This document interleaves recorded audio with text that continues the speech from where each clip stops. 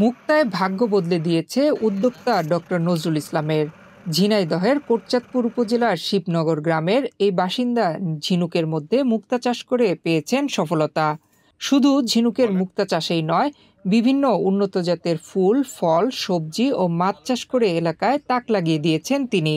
স্থানীয় মানুষের মাঝে নিরাপত্তা ও বিষমুক্ত খাদ্য উৎপাদনে উৎসাহ দিচ্ছেন। তার কাজ দেখতে শিক্ষিত তরুণ ও সাধারণ মানুষ প্রতিদিন ছুটে আসছেন খামারে।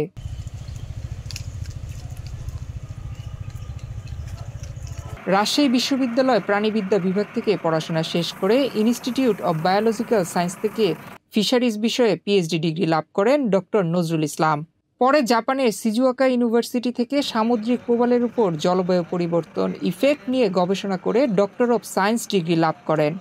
বিদেশে না থেকে দেশে ফিরে নিজ গ্রামে নিরাপদ ও বিষমুক্ত খাদ্য উৎপাদনের জন্য ৩.৫ একর জমির উপর গড়ে তোলেন জৈব কৃষি খামার।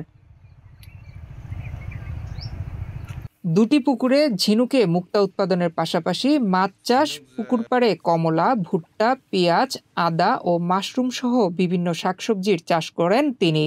তার জৈব কৃষি খামার থেকে মাসে আয় করেন লাখ টাকা। এছাড়া ফেলে দেওয়া আবর্জনা নির্দিষ্ট স্থানে রেখে তৈরি করেন জৈব সার।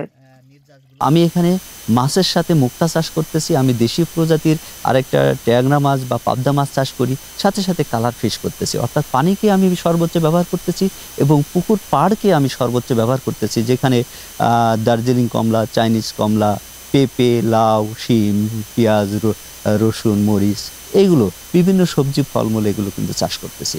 তাতে দেখা যায় আমার জমির সর্বোচ্চ ব্যবহার হচ্ছে এবং আমি অর্থনৈতিকভাবে স্বাবলম্বী হচ্ছি। জাপানের মতো কিভাবে অল্প জায়গায় অধিক ফসল ফলানো যায় সেটাই তার মূল লক্ষ্য। 10 বিঘা জমি থেকে কিভাবে 30 বিঘার ফসল পাওয়া যায় সেই চেষ্টাই করছেন নজরুল ইসলাম।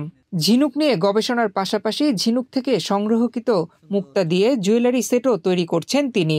তার প্রজেক্টে কাজের সুযোগ পাচ্ছেন এলাকার বেকার যুবকরা। আমি যেহেতু এই জৈব কৃষি প্রকল্পটা আমি এখানে শুরু করেছি 2021 সালে, তখন চিন্তা করলাম যে যেহেতু দেশের জনসংখ্যা অনেক বেশি, তো সেই জনসংখ্যাকে কিভাবে জনসম্পদে রূপান্তরিত করা যায়। এটা কিন্তু এখন এই যে পুকুরিরা আমরা এই যে ফেলে দেবো, হ্যাঁ, এখান থেকে কিন্তু এই যে মাছে খেয়ে নিবে, এটা মাছের খাবার হিসেবে ব্যবহার হবে। আবার দেখা যায় এটা মুক্তা হিসেবে ব্যবহার হবে এবং এর শেলটা এটা কিন্তু চুন তৈরি হবে, মাছের খাবার তৈরি হবে, চুন, হ্যাঁ, পোল্ট্রির ফিড তৈরি হবে।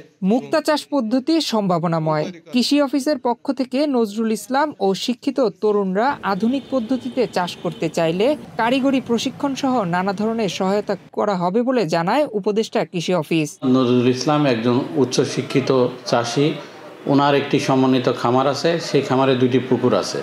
যে পুকুরে তিনি ঝিনুকে মুক্তা চাষ করেছেন এবং পাশাপাশি মাছ চাষ করছেন। আমরা কৃষি সম্প্রসারণ বিভাগ সর্বদাই তাদের পাশে থাকবো এবং পরামর্শ দিয়ে দেবো। ঝিনুকের প্রতিটি অংশ থেকেই লাভ করা সম্ভব, তাই বেকার তরুণরা চাকরির পেছনে না ছুটে তারা এই পদ্ধতি অনুসরণ করে পরিশ্রমের মাধ্যমে সফলতা অর্জন সম্ভব। নয়ন বিশ্বাস, বাংলাদেশ প্রতিদিন।